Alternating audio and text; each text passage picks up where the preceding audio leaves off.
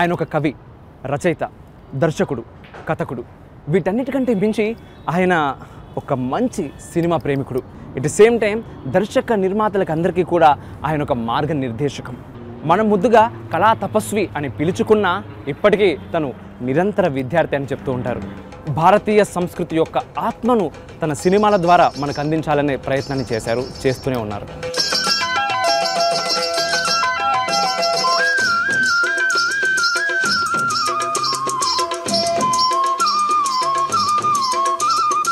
ఆయనే కాశీనాథుని విశ్వనాథ్ గారు. ఈరోజు మన ఎపిసోడ్లో ఆయన డైరెక్ట్ చేసిన ఆనిముత్యాల నుంచి ఆనిముత్యాల లాంటి సాంగ్స్ పాడబోతున్నారు సింగర్స్. దాన్ని ఇంకెందుకు ఆలస్యం, షోలోకి ఎంటర్ అయిపోదాం. లాట్స్ ఆఫ్ లొల్లి special chit with singers.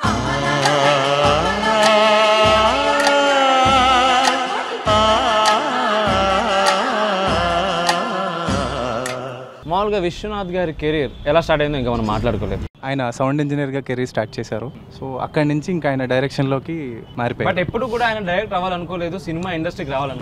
Right. Sound engineer కూడా అవ్వాలనుకోలేదు. బీఎస్సీ చదివారు. బట్ వాళ్ళ నాన్నగారు యాక్చువల్గా సినిమాకి సంబంధించినటువంటి వ్యక్తి. ఈ సినిమాలోకి రావాలంటే ఎవరో ఒక ప్రోద్బలం ఉండాల్సిందే ముందుగా, లేకపోతే అట్లీస్ట్ ఇంట్లో వాళ్ళకైనా ఇంట్రెస్ట్ ఉండాలి. లైక్ అలాగే, ఎందుకంటే సినిమాకి అంతవరకు ఎవరు రానివ్వరు.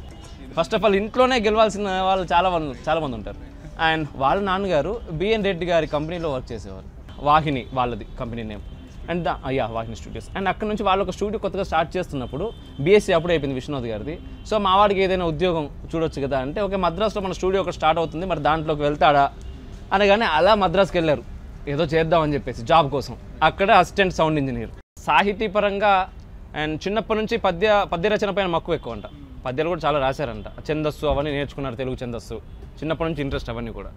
అండ్ దెన్ ఆదుర్తి సుబ్బారావు గారు ఒకరోజు చూశారు, ఏంటి అబ్బాయి చాలా అంటే యాక్టివ్గా ఉన్నాడు, సౌండ్ ఇంజనీర్ అంటే సౌండ్ ఇంజనీర్ పనే చేస్తాడు, బట్ ఈయన ఏంటంటే సౌండ్ ఇంజనీరే కాదు. సో అది ఈయనకు నచ్చి నాతో వచ్చేస్తావా అని చెప్పేసి అడిగారంట అసిస్టెంట్గా. వస్తానని చెప్పేసి వెళ్ళిపోయారు. సో అప్పటి నుంచి ఆయన దగ్గర అసిస్టెంట్ డైరెక్టర్గా చేస్తూ, సో హిందీలో ఈయన చూసుకునేవారు. ఆయన తెలుగు సినిమాలకి డైరెక్ట్గా విశ్వనాథ్ గారికి ఇచ్చేసారంట. తెలుగులో నువ్వు తీసేరా అబ్బాయి అని చెప్పేసి ఈయన తీసేవారు.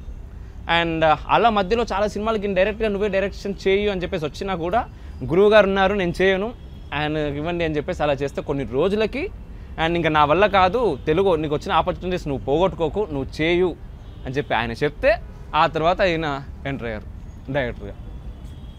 సో ఏదో ఫస్ట్ రాగానే గురువు గారిని పక్కన పెట్టేసి అలా ఎదగలేదు.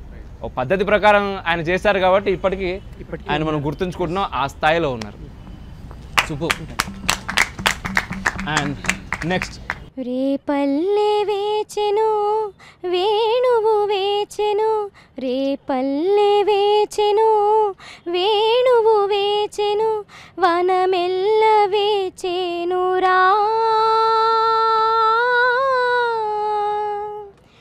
నీరాక కోసం నిలువెల్ల కనులై, నీరాక కోసం నిలువెల్ల కనులై, ఈ రాధ వేచెనురా, రావేలా రావేలా,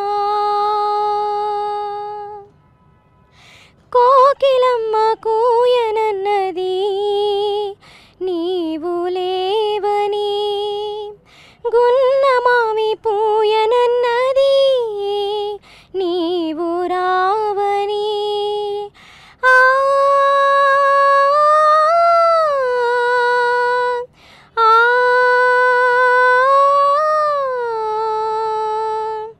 కాటుక కన్నీటి జాలుగా జాలి జాలిగా, కాటుక కన్నీటి జాలుగా జాలి జాలిగా, కదలాడే యమునా నది, నీరాక కోసం నిలువెల్ల కనులై, ఈ రాధ వేచెనురా, రావేలా రావేలా.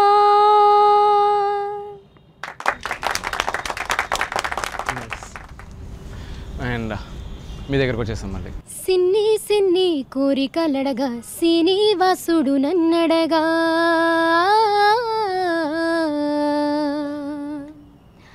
అన్నుల మిన్న అలమేల్ మంగై అతని సన్నిధి కొలువుంటా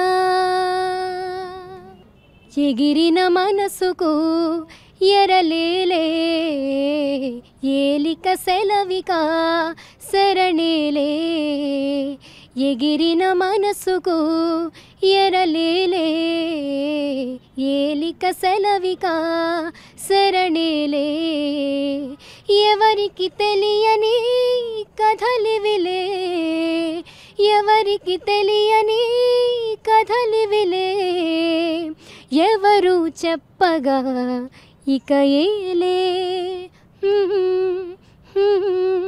సిన్ని సిన్ని కోరికల్లడగా శ్రీనివాసుడు నన్నడగా హన్నుల మిన్న అలమేల్ మంగై అతని సన్నిధి కొలువుంటా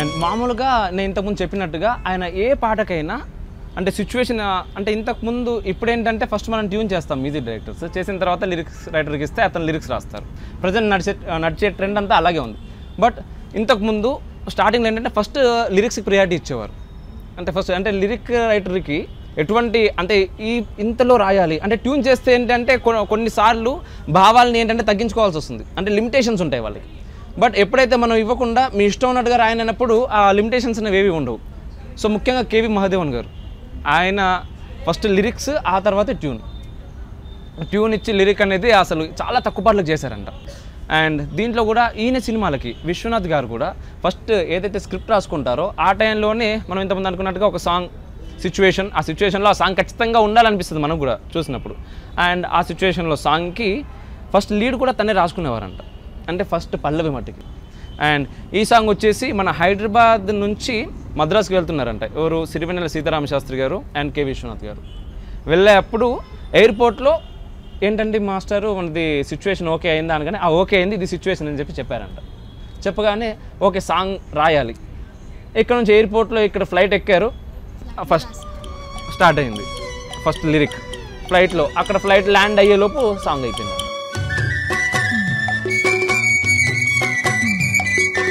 నేను సిరివెన్నెల మూవీ నుంచి ఈ గాలి నేల పాట ఈ గాలి ఈ నేల ఈ ఊరు సెలయేరు ఈ గాలి ఈ నేల ఈ ఊరు సెలయేరు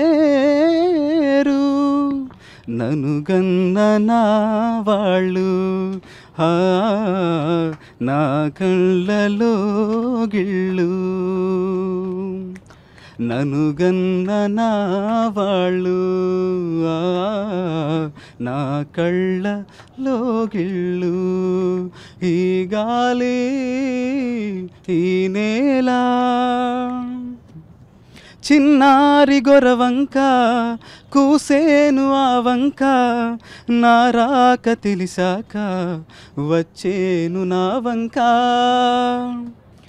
చిన్నారి గొరవంక కూసేను ఆ వంక నా రాక తెలిసాక వచ్చేను నా వంక ఎన్ను గడిచాక ఇన్నాళ్లకు కలిసాక ఎన్నాళ్ళో గడిచాక ఇన్నాళ్లకు కలిసాక ఉప్పొంగిన గుండెల కేక ఎగసేను నింగిదాక ఉప్పొంగిన గుండెల కేక ఎగసేను నింగిదాక ఎగసేను నింగిదాకా ఈ గాలి ఈ నేల ఈ ఊరు సెలయేరు నన్ను గన్న నా వాళ్ళు నా కళ్ళలో గిళ్ళు థ్యాంక్ యూ వేదం జయంతి తే సుకృతినో రససిద్ధా కవీశ్వర నాస్తి తేషాం యశక్కాయే జరామరణజం భయం నాస్తి జరామరణజం